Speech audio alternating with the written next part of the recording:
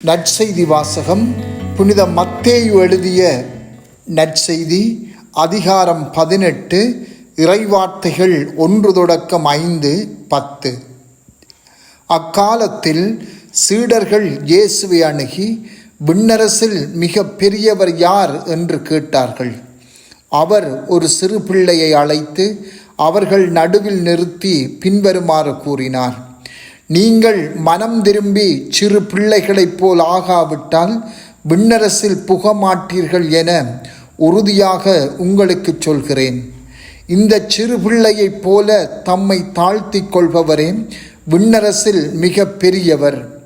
இத்தகைய சிறு பிள்ளை ஒன்றை என் பெயரால் ஏற்றுக்கொள்பவர் எவரும் என்னையே ஏற்றுக்கொள்கிறார்.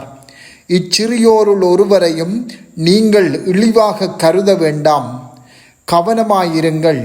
இவர்களுடைய வானதூதர்கள் என் விண்ணகத் தந்தையின் திருமுன் எப்பொழுதும் இருக்கிறார்கள் என நான் உங்களுக்கு சொல்கிறேன். சிந்தனை. இன்று புனித சின்ன திரேசாவின் பெருவிழாவை கொண்டாடுகின்றோம்.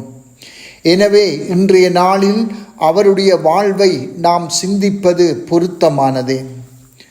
சிறுமலர் என்று அறியப்பட்ட லிசெக்ஸ் நகர் புனித தெரேசா ஒரு நூற்றாண்டுக்கு மேலாக எண்ணற்ற உள்ளங்களை தம்பால் கவர்ந்தெடுத்து வைத்திருந்தவர். அவருடைய எளிமையான வாழ்வு இறைவன் மீது கொண்ட பேரன்பினால் பற்றி எறிந்து அவரிடம் இருந்து பாய்ந்தோடிய அன்பினால் பலருடைய வாழ்வை அது நிரப்பியது. தன்னை அறிந்தவர்களையும் தனது கதையை வாசித்து அறிந்து கொண்டவர்களையும் தினமும் தம் அன்பால் ஊக்குவித்து வருகின்றார். தெரேசாவின் தந்தை லூயிஸ் மார்ட்டின் என்பவர் ஒரு நகை வியாபாரியாகவும் மணிக்கூடு தயாரிப்பவராகவும் இருந்தார். தெரேசா 5 வயதை அடையும் முன்பே அவரது தாய் மார்பு புற்று நோயினால் இறந்து விட்டார். சின்ன சம்மனசு என்று தாய் செல்லமாக தெரேசாவை அழைத்து வந்தார்.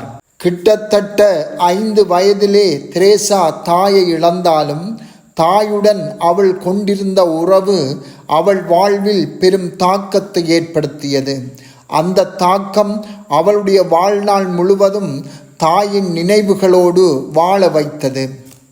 தந்தை லூயிஸ் மார்ட்டின் தெரேசாவை சின்ன ராணி என்று அன்பாக அழைப்பதுண்டு. தன்னுடைய ஆழமான அன்பை தன் சின்ன ராணிக்கு எப்போதும் கொடுத்தே வந்தார். தந்தையோடு அருகிருப்பதை தெரேசாவும் விரும்புவார். பல மணத்தியாலங்கள் அவரோடே கூட செலவு செய்வார். அருகிலுள்ள கோவிலுக்கு தந்தையுடன் நற்கருணை சந்திப்பை மேற்கொள்வார். தந்தையின் அரவணைப்பில் நற்கருணை ஆண்டவரோடு இருப்பதில் நிறைவை அவர் கண்டார். தெரேசா 4 சகோதரிகளுடன் வாழ்ந்து வந்தார். அவருடைய வேறு 4 சகோதரர்கள் குழந்தைகளாய் இருக்கும் போதே இறந்து விட்டனர். இந்த 4 சகோதரிகளும் பின்னாளில் துறவிகளானார்கள். தெரேசாவும் ஏனைய 2 சகோதரிகளும் கார்மெல் சபை துறவிகளானார்கள். ஒருவர் பிரான்சிஸ்கன் சபை துறவியானார். தனது 15ஆம் வயதில் மடத்துக்குள் நுழைந்த தெரேசா தனது 17ஆம் வயதில் நிரந்தர துறவற வார்த்தைப்பாட்டை மேற்கொண்டு நிரந்தர துறவியானார். 7 வருடங்கள் மடத்துக்குள்ளேயே மறைந்த புனித வாழ்வை வாழ்ந்து வந்தார். தனது 21ஆம் வயதில் தனது சொந்த சகோதரியும் மடத்து மேலாளருமான சகோதரி பவுலின் அவர்களின் கட்டளைகளுக்கு கீழ்ப்படிந்து ஓர் ஆன்மாவின் வரலாறு என்ற தனது சுயசரிதையை எழுதினார். இந்த நூல் அவரது குடும்பத்தின் அழகையும் ஆழத்தையும் படம் பிடித்து காட்டுகின்றது. அத்தோடு கார்மல் மடத்தில் தெரேசா வாழ்ந்த அழகான வாழ்வை வெளிச்சமிட்டு காட்டுவதோடு தனது சிறு பராயத்திலே தான் இயேசு மீது கொண்டிருந்த அளவற்ற அன்பையும் அவர் சொல்லி நிற்கின்றார். பின்னர் அவர் பெரும் நோய் தாக்கத்துக்கு உட்பட்டார். இக்காலத்தில் மேலும் 2 கையெழுத்து பிரதிகளை தனது சுயசரிதையுடன் இணைத்து கொண்டார். அவற்றுள் ஒன்று தனது சகோதரி மரியாவுக்கு எழுதியது. அதில் தனது ஆன்மீகம் பற்றி எழுதியுள்ளார். இரண்டாவது, தனது சகோதரி பவுலின் வேண்டுகோளின்படி தனது துறவற வாழ்வை பற்றி எழுதியது. தனது வருத்தம் காரணமாக அதை அவரால் நிறைவு செய்ய முடியவில்லை. பின்பு அது அவரது இறுதி உரையாடல் என்ற பெயரில் வெளியிடப்பட்டது.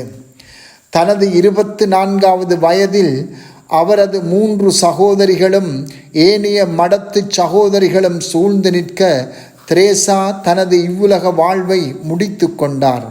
அப்போது அவர் பேசிய இறுதி வார்த்தைகள், ஓ, நான் அவரை அன்பு செய்கிறேன், என் ஆண்டவரே, நான் உம்மை அன்பு செய்கிறேன் என்பதேயாகும். செபம். புனித சின்ன திரேசாவே, எங்களுக்காக வேண்டிக் கொள்ளும். ஆமென்.